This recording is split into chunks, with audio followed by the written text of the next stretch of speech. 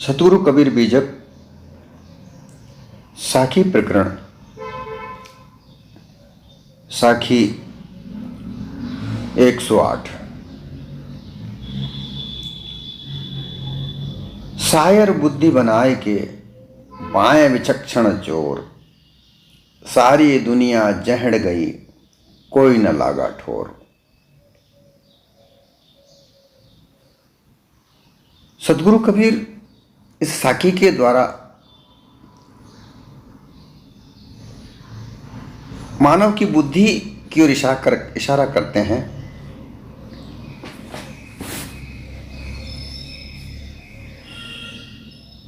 बुद्धि के अलग अलग स्तर हैं।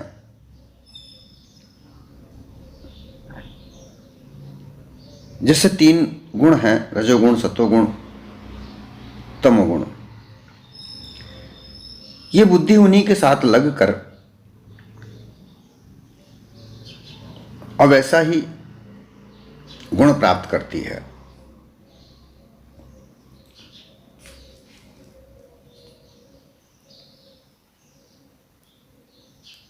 सायर को लेकर पिछली साखी में मैंने बात की, आपसे बताया कि मन सायर, ये मन साल है। ये जो सायर है ये तो मन है, अर्थात तो समुद्र, गहरा समुद्र है।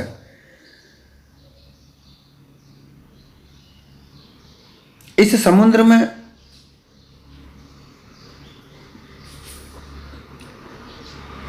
जब तक ज्ञान नहीं प्राप्त होता तब तक अज्ञान भरा रहता है, अविद्या का पसारा रहता है, अहंकार का पसारा रहता है।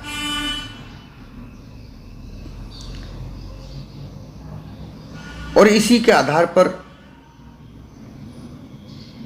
जो इसमें सायर है, सायर में जल भरा हुआ है और इसी में से विभिन्न प्रकार की तरंगें उठती हैं। तो यह बुद्धि भी इसी के साथ में लगी हुई होती है। तो वहां अज्ञान है तो अज्ञान के साथ ही यह लगी हुई होती है। तो जो लोग अबोध, जिनके पास मन में ज्ञान नहीं है, उनको अबोध कहा जाता है।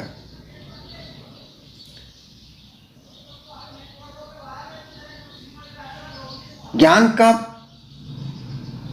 आशय पढ़े लिखे शिक्षित व्यक्ति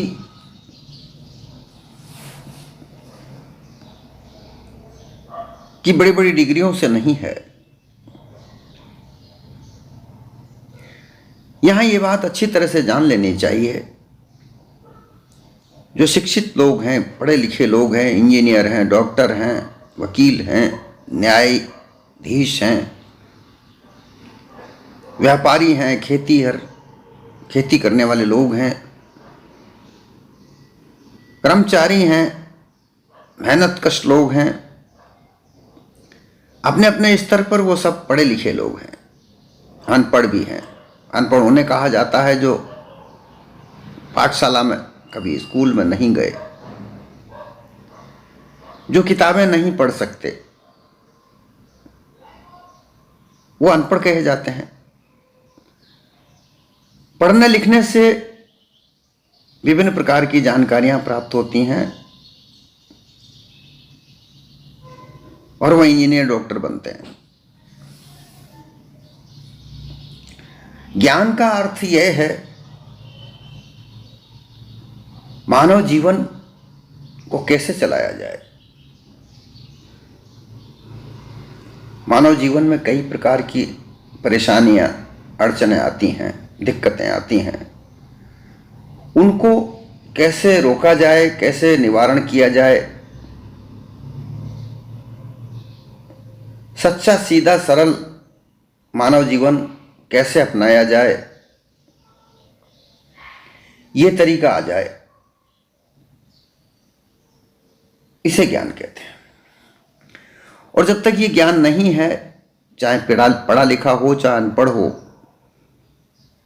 वो पशुआ कर्म वृत्ति में लगा रहता है। विभिन्न प्रकार के धर्मों का निर्माण करता है। विभिन्न प्रकार की मान्यताओं का निर्माण करता है।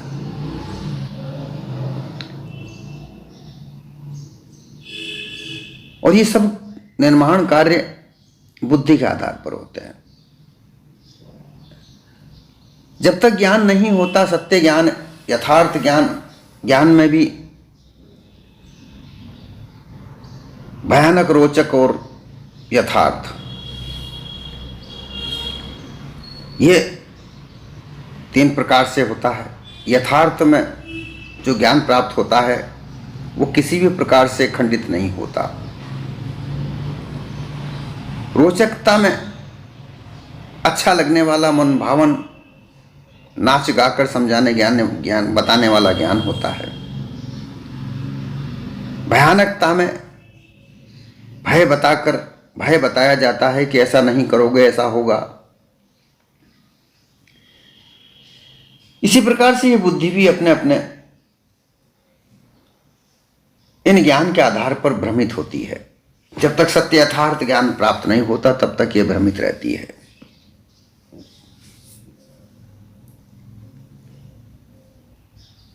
ब्रह्म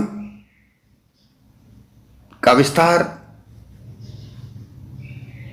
शास्त्रों में बताया गया है कि जिस तरीके से थोड़ा अंधेरा होता है, थोड़ा उजाला होता है, वहां रस्सी पड़ी हुई होती है, उसे भ्रमिक बुद्धि सर्प समझ लेती है।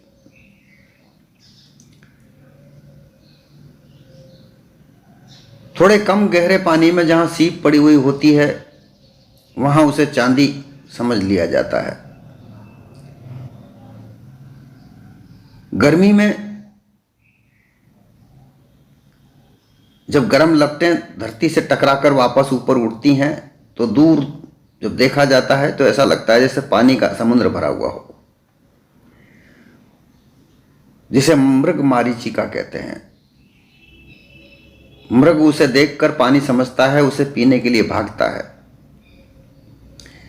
वो दूर दूर तक, जैसे जितना भागता जाता है वो दूर तक चला जाता है, उसे वो पकड़ नहीं पाता और भागते भागते मर जाता है। ये भ्रम के तरीके हैं। इसी प्रकार से बुद्धि ज्ञान न होकर अबोध के कारण ये भ्रमित रहती है।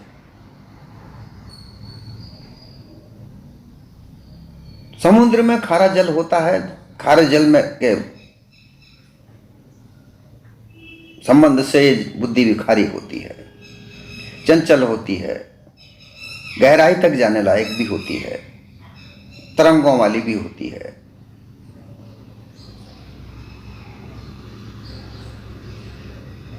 क्योंकि मन में ज्ञान नहीं है, वो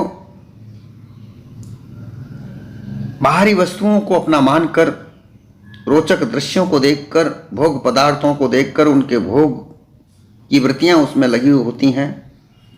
बुद्धि उनका निर्णय करती है और भोग पदार्थों के साथ अपना संबंध बनाती है।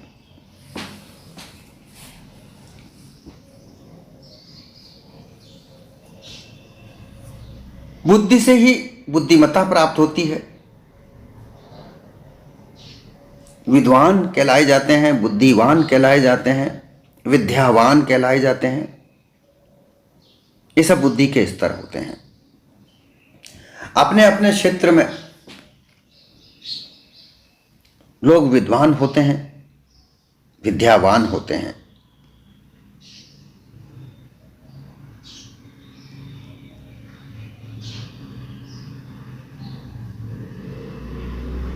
अब इसमें सदगुरु कबीर बाएं विचक्षण चोर,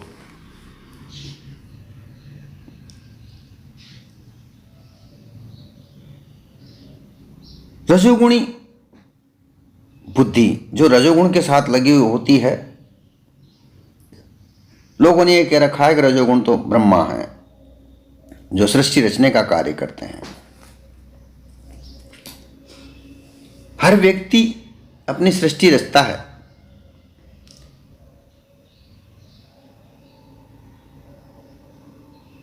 बाएं अंग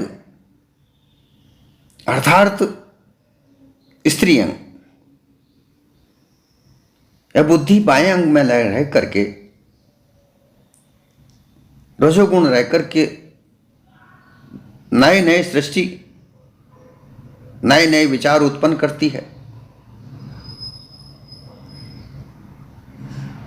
कर्म मार्ग विभिन्न प्रकार के कर्मों का उपासना, कर्म कांड, पूजा, जप, तप, तीर्थ स्नान, दान, ये कर्मों का निर्माण करके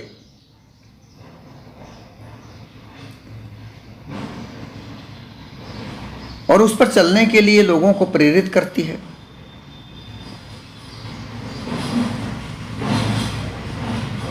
विचक्षण अर्थात चतुर विद्वान कहलाने वाले सतोगुणी लोग जो थोड़े विद्वान हो जाते हैं वो उपासना कांड करते हैं। सतोगुणी इसमें विष्णु कहा जाता है, परंतु सभी बुद्धि के स्तर से थोड़ा ऊंचा उठते हैं।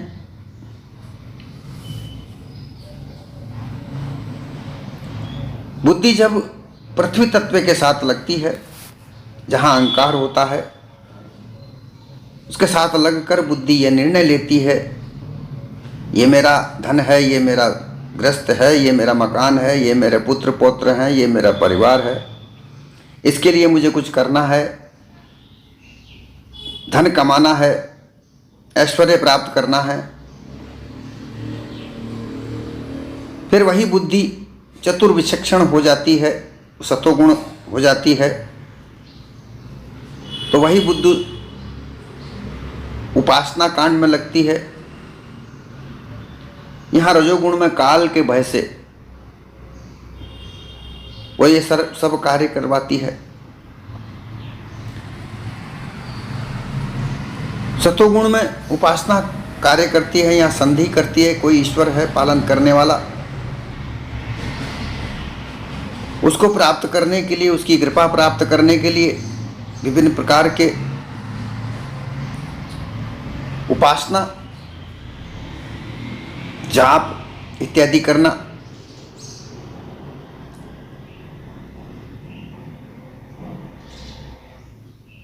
और फिर चोर, चोर उनको कहा गया है जो पंच प्राणों को लेकर के ब्रह्मांड में चढ़ाते हैं, अर्थात प्राणों की चोरी करते हैं। यह जो श्वासा चल रही है, इस श्वासा की चोरी करना अर्थात इसको चोर लेना, ये योगियों का कार्य है। ये तमोगुणी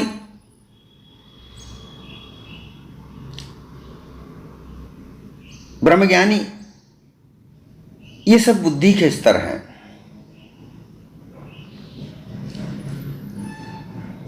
पृथ्वी तत्व के साथ में लगकर अहंकार के साथ रहती है, सतोगुण रहकर मन के साथ लगकर कोई ईश्वर है ऐसा मानकर संधि करती है। तमोगुण में रहकर योग कांड के द्वारा अपने आप को परमात्मा से मिलने का निर्णय करती है।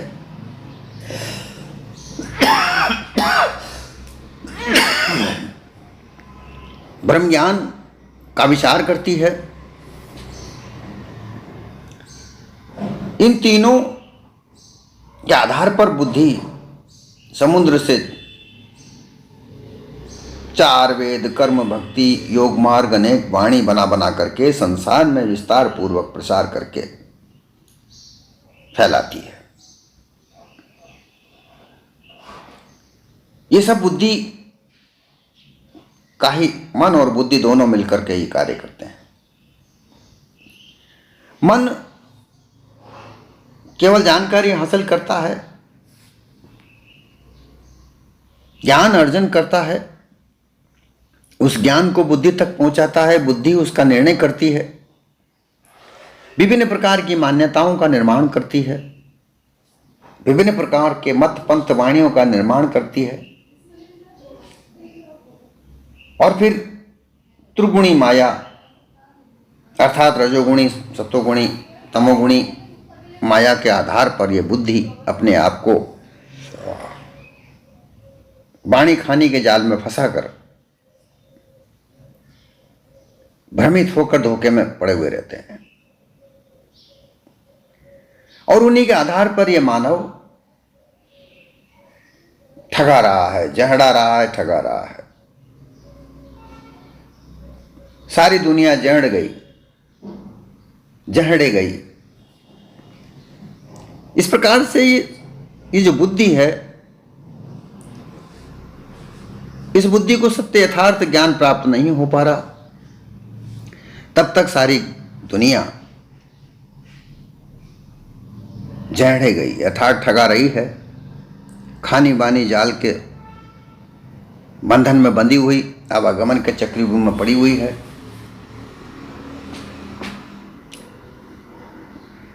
मानव पद का विनाश कर रही है, और जो मानव तन मिला है, इस मानव तन को व्यर्थ गंवा रही है। भवबंधन से छूटकर उनमें से कोई भी ठोर उनको प्राप्त नहीं हो पा रहा है। वो भ्रमित होकर, भ्रमना में भूलकर मानव तन को खो रही है। मुक्ति स्थान प्राप्त करने का कोई उसको ठोर नहीं मिल पा रहा है। बुद्धि ने ही यह निर्णय किया कि मुक्ति 4 प्रकार की है: सालोक्य, सामीप्य, सायुज्य, सारोज्य। यही बुद्धि का ही निर्णय है।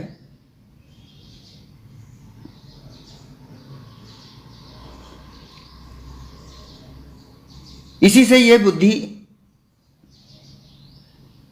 उनका विस्तार बताती है।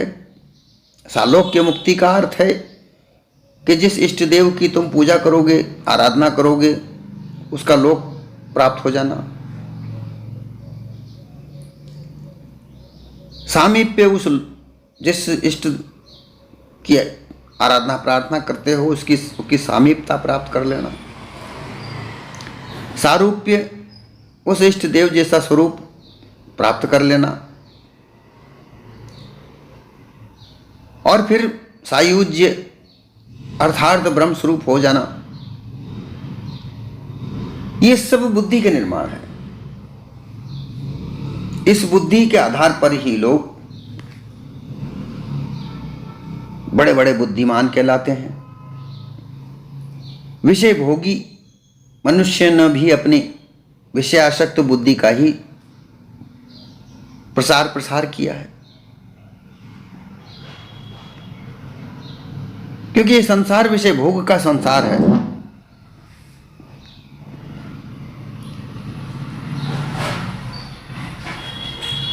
और इस विषय भोग को ही भोगने के लिए विभिन्न प्रकार के ऐश्वर्य हैं संसार में। इन ऐश्वर्यों को प्राप्त करने के लिए, अर्थात सर्वश्रेष्ठ सुखों को प्राप्त करने के लिए, अपने जीवन को उन ऐश्वर्यों को प्राप्त आनंदमय बनाने के लिए ये प्रयास करती है।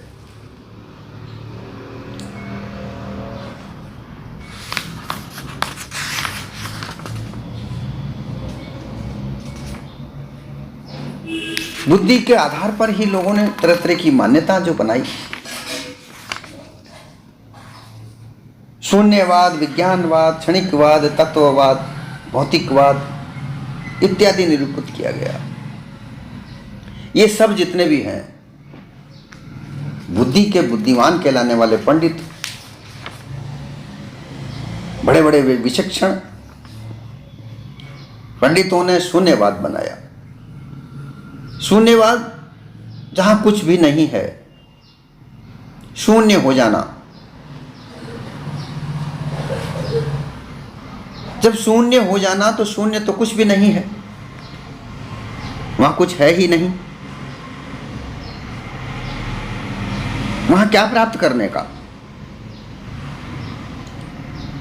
शून्य को जाने शून्य ना होवे। साहब कहते हैं कि यह जो शून्य है, इसको भी जानने वाला यह जीव है कि शून्य ऐसी जगह है जहां कुछ नहीं है, लेकिन अपने आप को शून्य नहीं करता। लेकिन शून्यवादी लोग अपने आप को शून्य में विलीन कर देते हैं, करने का प्रयास करते हैं। कहते हैं शून्य है, कुछ नहीं है। विज्ञानवाद में परब्रह्म परमात्मा की प्राप्ति,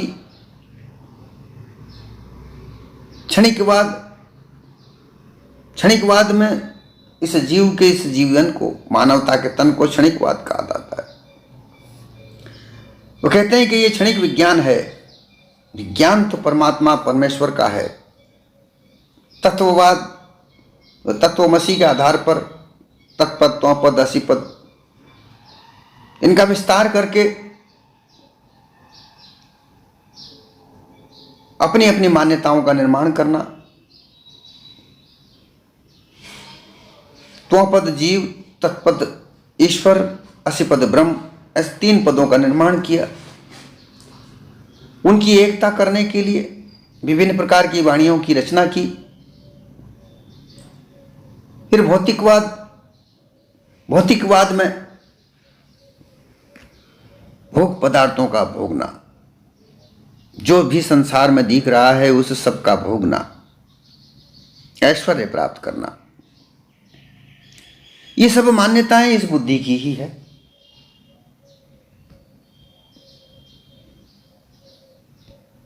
चतुर चालाक छल कपटपूर्ण बने हुए पंडितों ने बुद्धि विचार को चुराने, छिपाने, भ्रमाने, भुलाने, ठगने का तरीका अनेक अनेक युक्तियां बनाई है।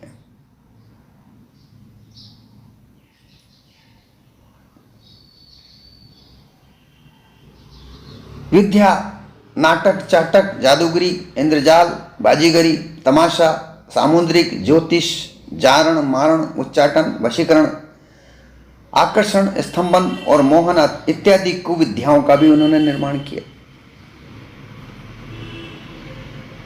जो विद्वान हुए अलग अलग तरीके के, जिनकी अपने अपने अलग अलग स्तर थी, इस संसार में अपने आप को स्थापित करने के लिए, अपने आप को गुरु बनाने के लिए विभिन्न प्रकार की मान्यताएं तक निर्माण की। 14 विद्या। अविद्या अज्ञानता है, विद्या में ज्ञान है, परंतु ये सब ठगने की विद्या है। ऐसे विद्वान लोग विद्याओं का आधार लेकर जादूगरी, टोना टोटका, तमाशा, नाटक, चेटक, मोहन, ये सब आधार बना करके, इनका सहारा लेकर के लोगों को ठगने का कार्य किया और कर रहे हैं।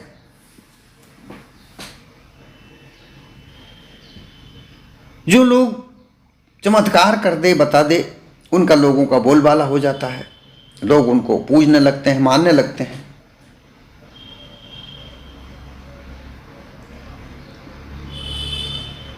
परंतु बोध, वैराग, विवेक, विचार की धारा नहीं प्राप्त करते।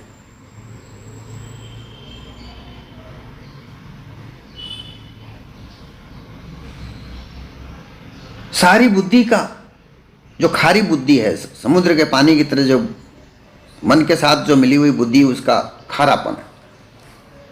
खारापन कैसा?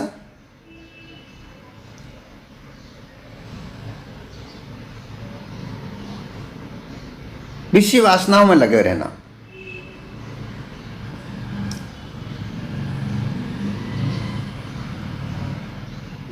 विषय की प्राप्ति हो गई, आनंद हो जाना, विषय की प्राप्ति नहीं हुई तो हानि मान लेना, दुख मान लेना, ये खारापन, विरोध भास।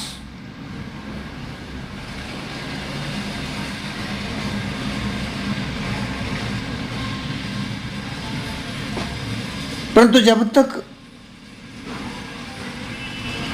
ये बुद्धि सत्य यथार्थ ज्ञान की ओर अग्रसर नहीं होती, तब तक इसी तरीके से ये संसार सागर में बंधी रहेगी, इस साहर मन के साथ बंधी रहेगी। इसे इस मन का साथ छोड़ना ही पड़ेगा।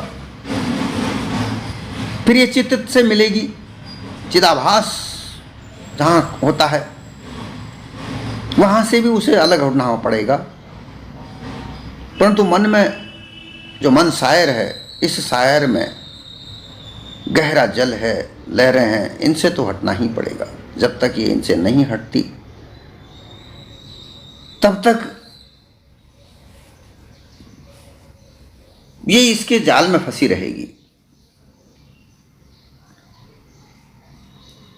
संकल्प विकल्प, आनंद प्राप्त करना, जड़ अध्यासी होना, अज्ञानता के भंवर जाल में पड़े रहना, ये इसका आधार बना ही रहेगा। जब चित्त तक ये इसका संबंध होता है तब वहां पर विवेक पैदा होता है। विवेक, वैराग, बोध भाव,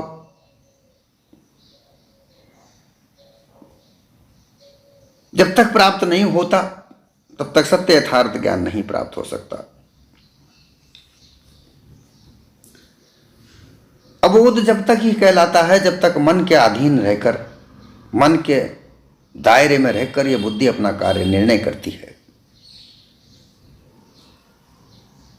भ्रम धोखा उठाती है, मनुष्य पद का विनाश करती है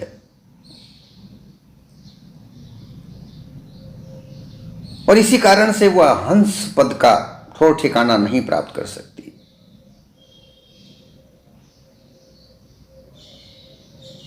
जब तक वैराग्य प्राप्त न हो, जब तक बोध भाव न प्राप्त हो, विवेक जब तक न जगे, तब तक पशु कर्मों का त्याग, पशु कर्मों का सुधार नहीं हो सकता। और पशु कर्म जब सुधार हो जाता है तभी हंस पद की प्राप्ति होती है, मानवता का प्राप्त होता है।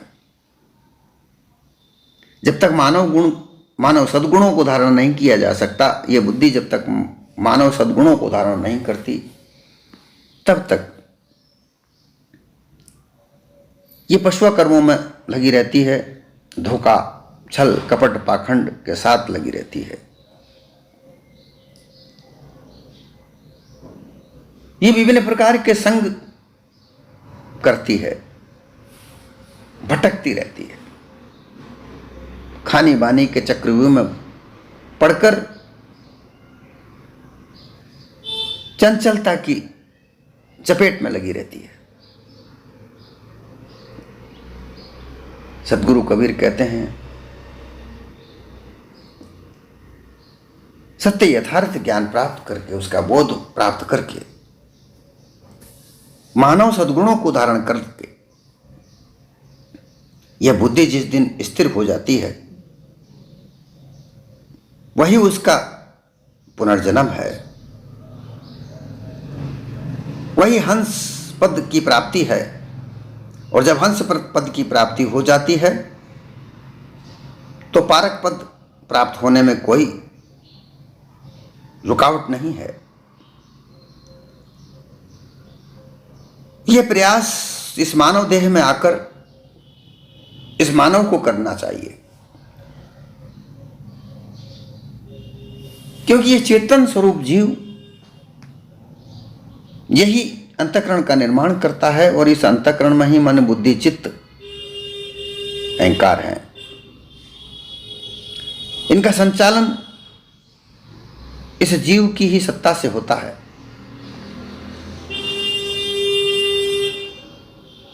और जिस प्रकार की संगत बुद्धि करती है उसी प्रकार से उसको भास प्राप्त होता है, मन को भास प्राप्त होता है, वही भास बुद्धि को मिलता है। चित्त तक आते आते वो भास प्राप्त होता है और वही अध्यास जीव को मिलता है। इसलिए मूल कारण जो है वो संगत का है। संगत हमेशा संतों की करो, अच्छे लोगों की, विद्वानों की। विद्वान का तात्पर्य यह है कि जो सत्य बोध को प्राप्त हुए है, यथार्थ बोध को प्राप्त है, बोधवान है।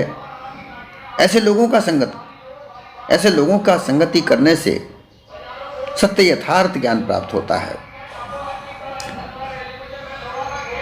असत्य का निर्णय होता है, सत्य का धारण होता है। सत्य का त्याग नहीं होना चाहिए, ऐसा प्रयास करके सत्संग करे।